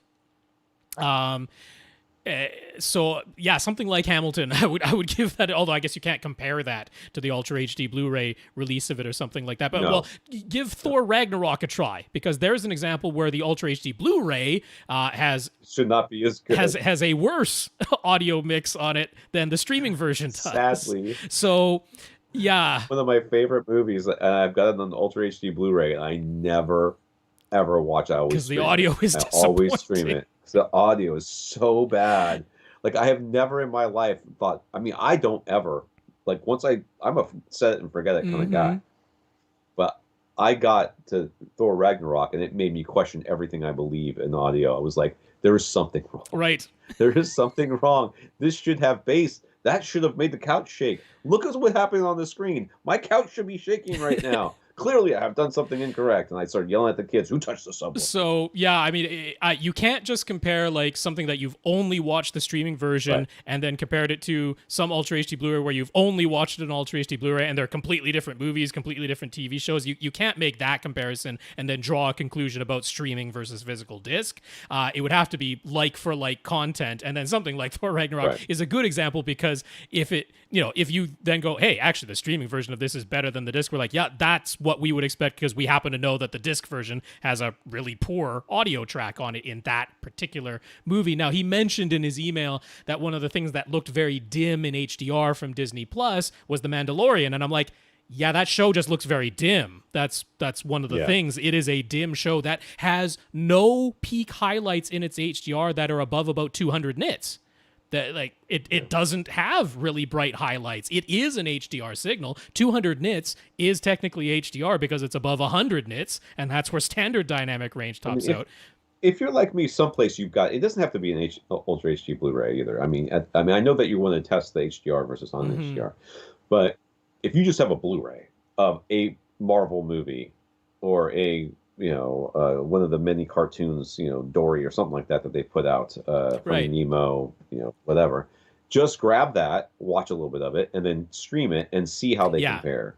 And that should give you. You just have to do an apples to apples comparison. You can't look at, it's like me looking at maybe the Mandalorian, and then watching Dredd on Blu-ray. And I love Dredd on Blu-ray, but there are some scenes in that are straight up garbage. I mean, it looks like VHS quality. It is bad. Lots of compression artifacts, all sorts of weirdness going on in it, and I couldn't look at those two things and say that one was better than the other because that's there's no apples to apples as Rob was saying. So definitely get something you can test back and forth. You should have. I mean, there are going to be some issues with streaming. I mean, that's just the case. There's only so much they can give you. It's not going to be the same lossless audio that you can get from Blu-ray or Ultra HD Blu-ray. I wouldn't expect the picture quality to be quite as good, but honestly, I mean, a lot of times I'm sitting here watching the movie and I know I have the disc. Yep. But it's like, I literally have to walk out of the room and turn directly to the left, and it's right there on that wall. I mean, it's that close. Yeah, and I'm like, nah, I'm I good. think Alan's got a little bit of the understandable expectation that it's like if Disney Plus is saying, hey, this is Dolby Vision and Dolby Atmos, that he's expecting a certain level of video and audio quality because of the formats. But we can't actually make that much of a generalization. The formats don't guarantee a level of video and audio quality. It's a container. It's just a bucket, and whatever they want can be put into that bucket. The bucket doesn't guarantee the quality of what gets put into the bucket. That's right. And I mean, we wish that we could get full lossless everything, but once they finish scanning all of our bodies with 5G, is that what they're doing with it? I forgot what they're doing with it. Are they scanning us with it, or are they beaming things to us in it? I keep forgetting. I can't keep my conspiracy theories straight anymore. Wait till people find out that millimeter waves are microwaves. That's what microwaves are millimeter waves. They wisely changed the name because it's the European taking over, trying to change it from the imperial system. They're all gonna cook us because there's no spectrum. It's just the name. Don't get me started on microwaves right now, man. I just bought a new microwave and I hate it. All right, Raw.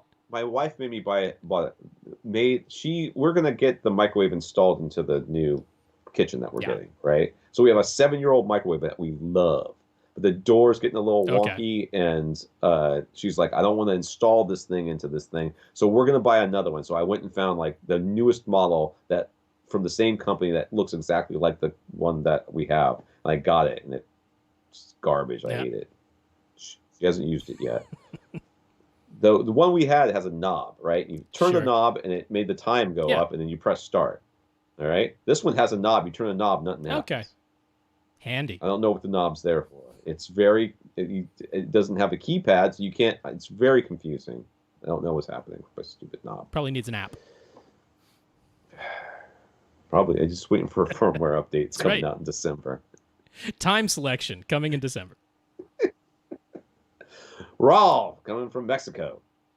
So down there in Mexico, he got a lightning strike that took out his TV. It is beyond repair, so he's looking to buy a replacement. Now I have this vision of Raw holding this TV above his head, blocking the lightning from striking his house. He's like, I'll sacrifice my TV to Raw. Okay, he wants to keep the price as low as possible. That has led him to the CCL, and he's looking at the 4 series. But there are different versions within the 4 series, some with Roku built in and others with Android TV built in. Is there a picture quality difference between them, or is it just a matter of picking the streaming platform you would prefer and the picture quality remains the same? Well, okay, so there's the actual panel.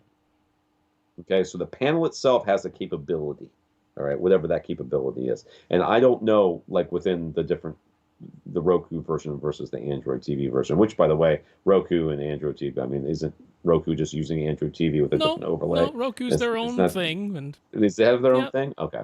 So there's two aspects you have to worry about here. Are the panels identical? Meaning, did they have the same backlighting? Did they have the same dimming zones? If they have that, do they have the same, brightness and all that stuff? If that's the case, then the difference is going to be what the apps have access to within those two different formats. Being Android TV's apps are going to be different from the apps that are in the Roku. Right. I tell you, if you got Roku, you're not getting Twitter. Twitter. Twitch. The other one, Twitch. Not getting Twitch. Not getting care about that. HBO Max or what is it, Peacock either. I don't know if either of those are in Mexico at all, but they're not on Roku in any event, not yet. But yeah, so there's some little size differences. So they are sort of like two kind of separate lineups. It used to be that the 3 series was Android and then the 4 series was all Roku, but now they kind of just merged them together. But there's some sort of little TikTok things in the sizes that are available between them. The performance overall is very, very similar, if not outright the same. So it's not that if you are looking at an Android one that is the right screen size that you want and the price is a little bit cheaper, that somehow you're getting a lesser performance LCD panel because it's the Android version instead of the Roku version. You're fine on that front. I did just want to say, though, this is one of those cases where, like, we've certainly mentioned TCL, but we're primarily talking about the TCL 6 series or maybe the TCL 8 series, but mostly we're talking about the TCL 6 series when we talk about it here. This isn't a case where it's just like, oh, TCL, the brand, every single model they make we're a fan of. It's like, nah, it's a specific series that we're a fan of, and it's the 6 series. The 4 series, I'm, like, not a big fan of it. I mean, it's like edge lighting. They only get up to like barely even 200 nits, and yet they still accept an HDR signal. I'm like, no, you really can't see HDR on a TCL 4 series, even though it can take in the signal. The 5 series, I mean, of course, it's the 5 series. It's a little bit more expensive. It's still edge lit, but it's like quite a bit better. The contrast is about double. The light output gets up to about 500 nits. At least HDR kind of looks like HDR on the 5 series. So, I mean, I understand it. This was an unexpected purchase. You're looking for the least amount of money. If you're satisfied with the picture quality of a 4 series TCL, do not worry about whether it's Roku or Android as long as it has the apps that you want.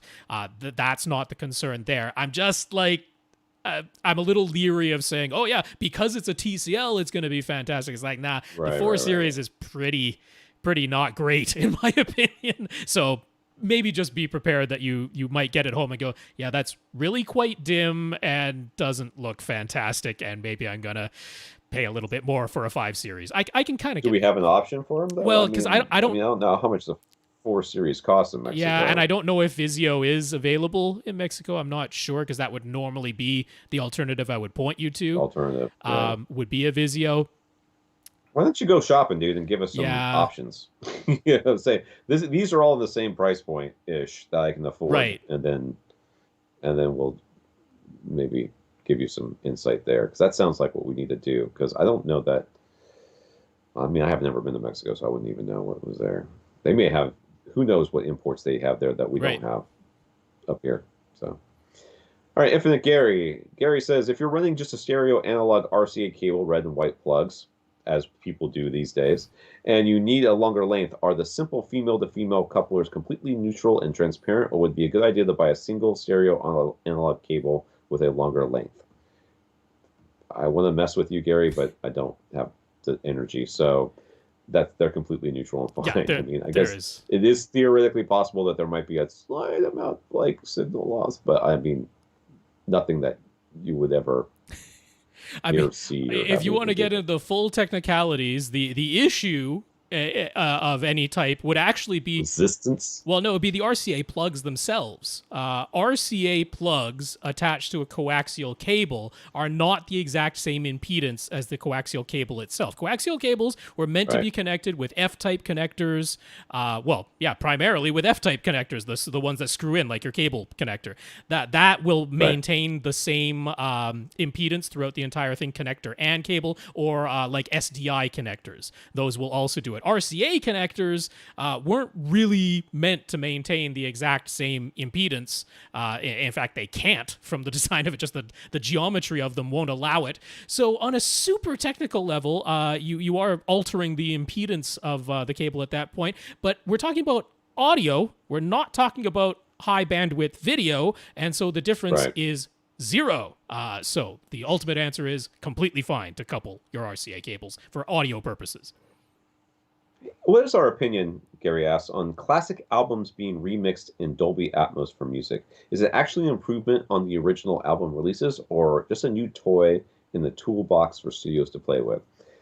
So I have heard remixes, like DTS remixes of classic albums, like Moody Blues, and it's the only one that comes to mind right now. But I've heard the Eagles one? I don't know, Bob Henley, a couple of them. And what you'll find within those albums is they have their big songs, whatever their big songs are, on there. And those big songs, they pay somebody who knows what the heck they're doing to do it, and it sounds pretty awesome. And everything else goes to an intern, as far as I can tell. The rest of the album sounds like hot garbage. But those good songs sound really good. And they are, so is it a new toy? Yes. Yeah. It is for fans. It is for hardcore fans that would buy, if they had alternate covers of this, they would buy all the different covers so they had the full collection. This is for fans. And generally speaking, in my experience, when they do this, for the songs that matter, they take their time and they do it right.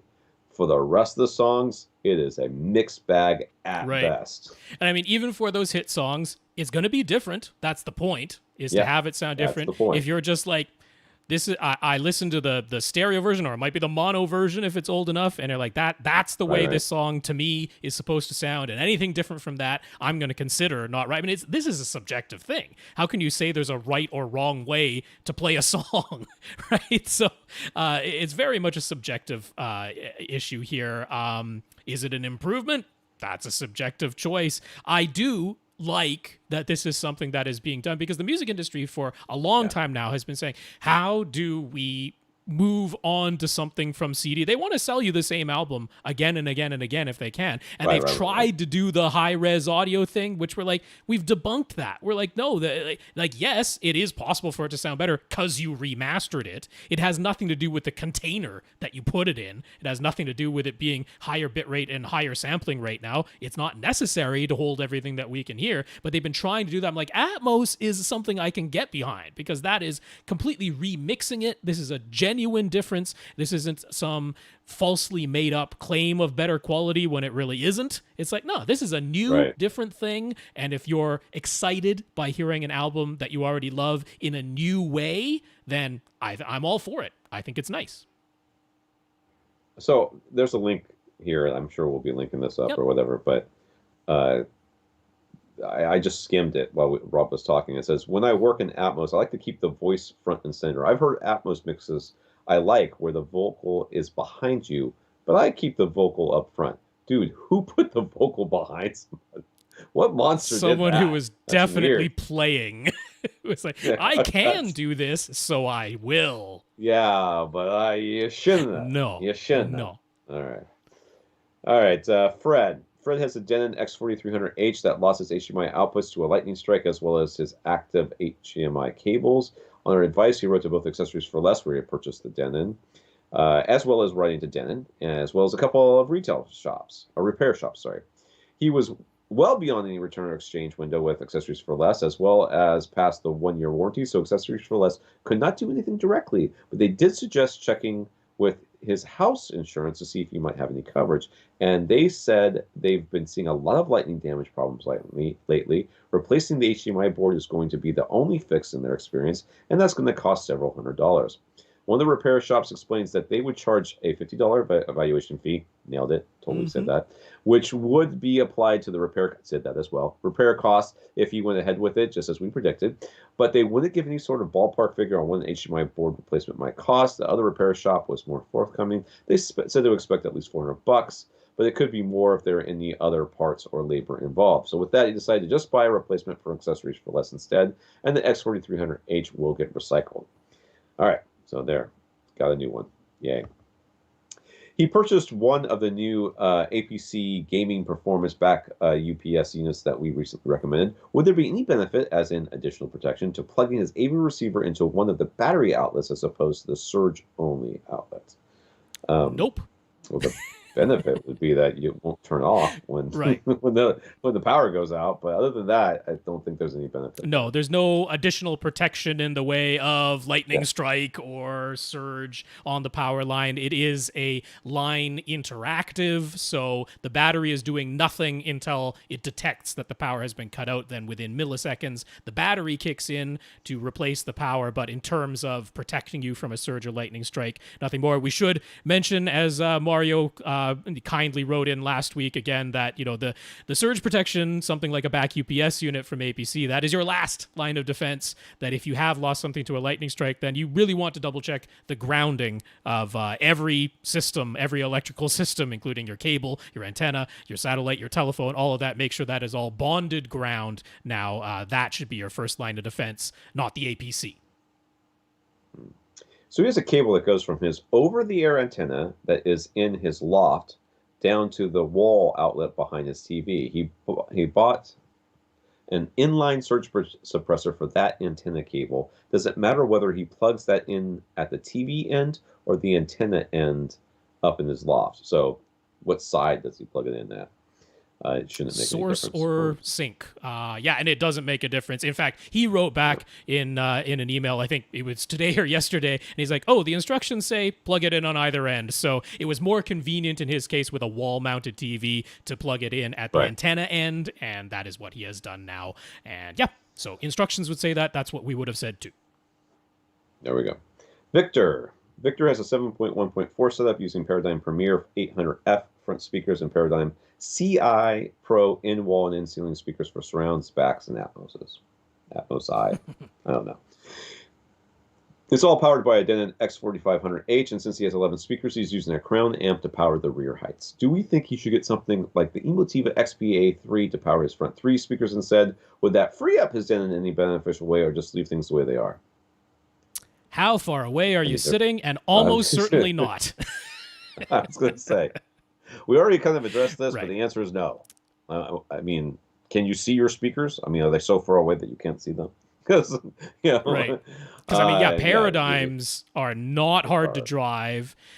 8 ohms, like, what, 87 to 89 sensitivity? They're often even a bit higher. They're often like 89, 90.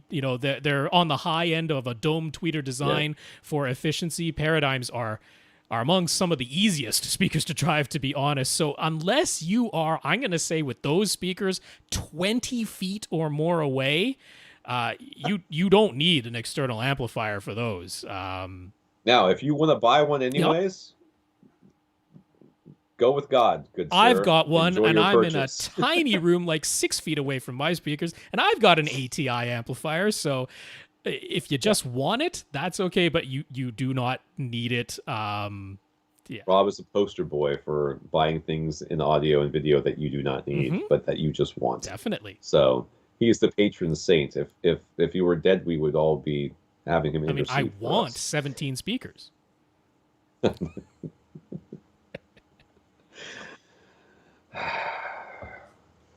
We're going to need more patrons if we're going to get 70 speakers. Yep. Especially if they all have ribbon tweeters. Because, when they're up there in your upper corners and you barely even notice them, they gots to be ribbons. They gots to be ribbons. You don't want to miss any of that high-end extension of those Atmos speakers. Man. The clarity.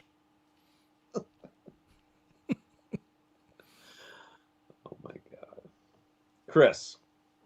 Chris has a Denon X 8500H. He is currently running a 7.2.4 configuration, but he's thinking he might like to expand to 6 Atmos speakers. At the moment, he has 4 in-ceiling speakers, top fronts and top rears, rather than another pair of in-ceiling speakers. You think he'd like to add front heights? Nope.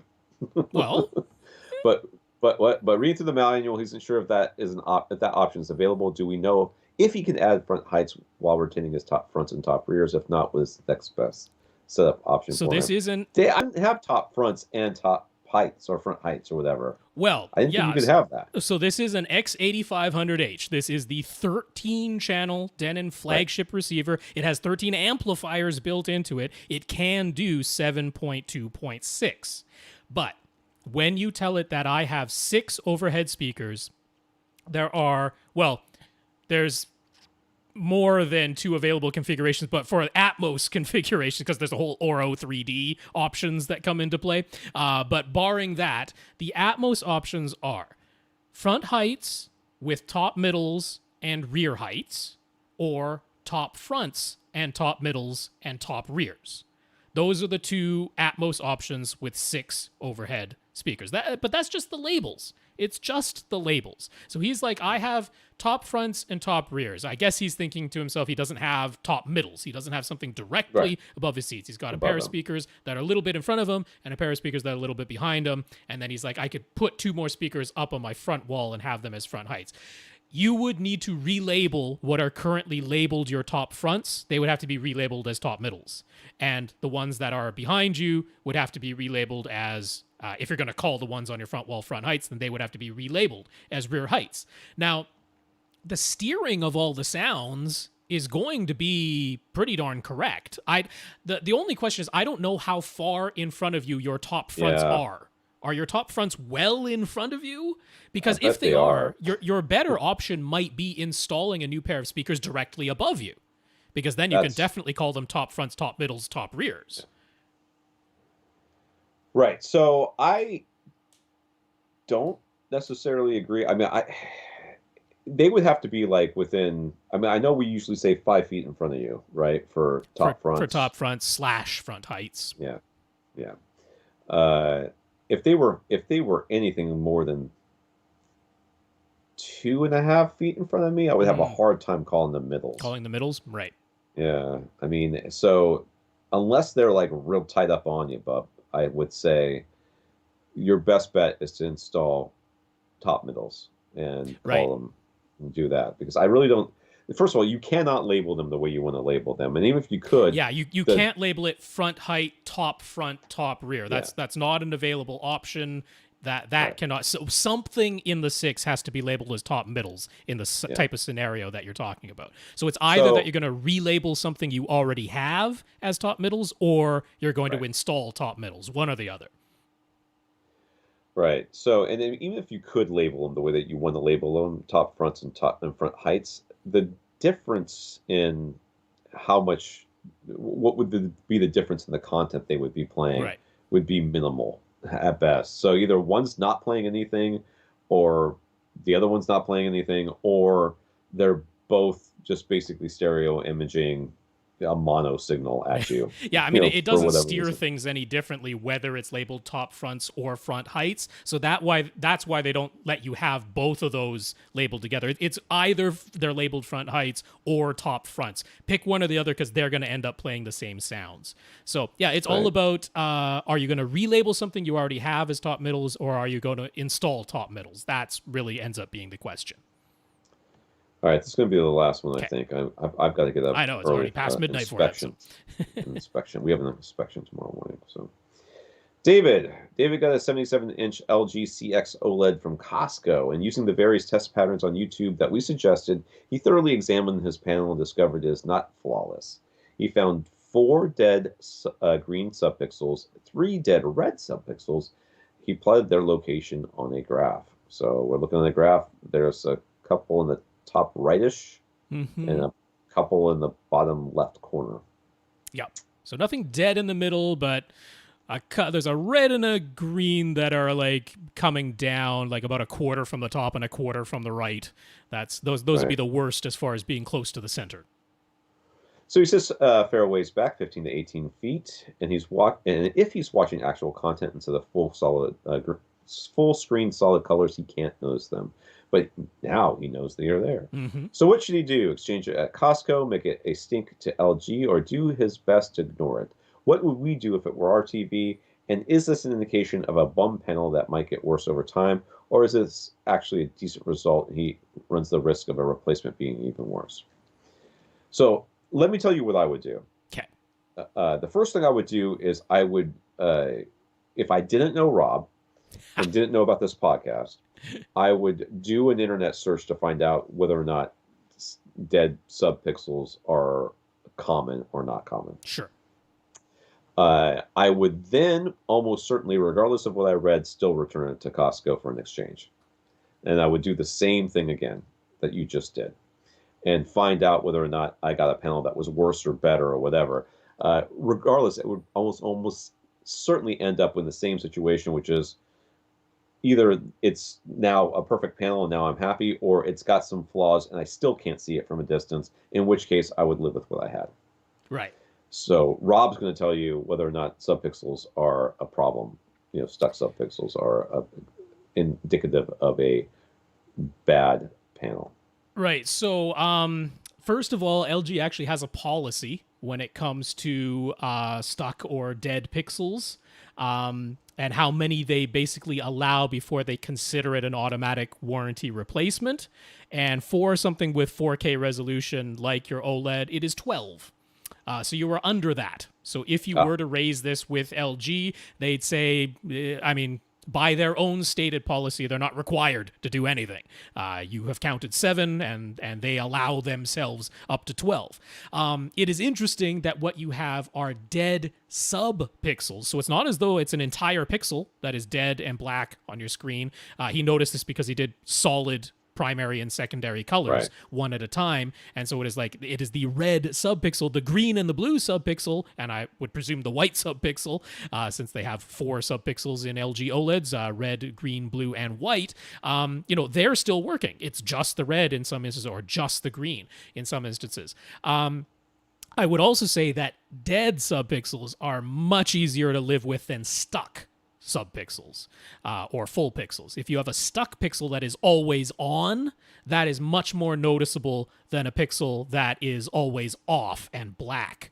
Because on an OLED, where black is truly black, the comparison of having something that is always on when the screen goes black versus something that's always off when the rest of the screen is lit up, you're much less likely to see that. Like you said, from your own regular viewing distance and regular content, it's not like you're noticing, oh, there is one red subpixel up towards the right-hand corner or down towards the left, a green subpixel that is not on. It's going to be really, really hard to notice. That said, I have seen completely flawless OLED panels. I have also seen OLED panels that are worse than this. I would not allow the fear of a possibility that, yes, panels that are even worse than this do exist. I wouldn't stop you from trying at least one exchange. Costco will survive. All right, you They're gonna put that stuff right back on the floor anyways. Of course. Don't worry about that. You exchanging this for it to try another one. Costco is going to be fine. You're not costing them their business, and there are completely flawless ones out there, or maybe they have one dead subpixel or something like that, and you're never going to notice it. I've had both scenarios. I've had one where there was actually kind of a cluster of dead, like full pixels dead, but they were way up close to the top edge. If I had any sort of black bars, including the really skinny ones from 1.85 to 1 content, they were within the black bars. And then even during normal content, because they were so close to the top edge, I never ever noticed them there unless I got right up on it and knew specifically where to look. Whereas I had a different display. It was an LCD, but I had a different display that had one stuck pixel, but it was almost right in the middle of the screen, and there was no way to not notice the stupid thing. And it was 1 out of 8 million. So, where it is matters, whether it's dead versus stuck matters. If you were to keep this, I wouldn't really blame you, because this is not the worst result. None of these are in the middle. They are dead, not stuck. It is subpixels, not full pixels. And LG would just say, hey, 7 instead of 12. We're not even going to do anything about it. And it's a massive difference between a dead pickle sub-pixel. It's easy for me to say, and one that's stuck. Yeah. Having a little itty bitty black spot is certainly not going to be noticeable. So, And I mean, it's not even a black spot because the other subpixels are still active. And it's rare that it's going to be just like pure red, pure green with no other, subpixel around it emitting any light whatsoever. So yeah, if you were to keep it, you don't have to worry that somehow like more pixels are going to die on you. Like this is just how it comes off the factory floor. Right. The way this is done, it's a chemical process where things are kind of injected into it, and some out of those 8 million plus subpixels don't always make it out perfect, and that's why they allow themselves 12. So yeah, it's a little bit hem and haw, but Costco is very good on return and exchange policies. I'm not the least bit worried about you hurting their business or something. It's not some little mom and pop shop. So I would try one exchange, because I have seen ones that are maybe there's one dead subpixel or completely flawless. All right, let's. Who we got left? We have Bob in the Philippines, Everett, Dan, and Ken. And then there were a couple of questions that came in on Monday and Tuesday morning. So next week, somebody will be here to tackle some Somebody will answer them. Maybe they'll be me, maybe it won't. Hopefully it'll Tom, be Rob. If not Tom, me, and maybe somebody else. We'll find out. Now we'll see if DJ comes through with the cheddar. Could be. I want to thank our listeners of the week. I want to thank Chris, David, Andrew, and Arturo for going to avrant.com and clicking on the Buy Us a Cup of Coffee link and sending us a PayPal donation. Yes, indeed. Chris, David, Andrew, and Arturo, thank you very much for those PayPal donations. Really do appreciate that. I want to thank our 124 patrons over at patreon.com. We sure do. That's patreon.com/AVRant Podcast. If you'd like to sign up, think of it as a voluntary subscription or an automatic monthly donation. And thanks to our 124 patrons over there. I want to thank Nelson and Fred for talking us up to Accessories for Less, as well as Dan for offering to send me some good seasoning Italian dressing, so my middle son, who will eat nothing other than that dressing, will have some. That'd be great. Dan, thank you very much for thinking of Tom that way. Nelson and Fred, thank you for talking us up to Accessories for Less. And the notes of gratitude for Gurinder, Victor, Stefan, Michael, and Chris and Dan. So thank you very much for the notes of gratitude. Indeed, Gurinder, Victor, Stefan, Michael, Chris, and Dan. Really do appreciate those notes of gratitude. It's very nice to read, and it's encouraging. And again, thank you to everyone for continuing to listen and sending in your questions to question@avrant.com. We do enjoy answering them, and it's wonderful to keep this community going. So thank you, everybody. That's right. For AV Rant, I'm Tom Andry. And I'm Rob H. Now stay in.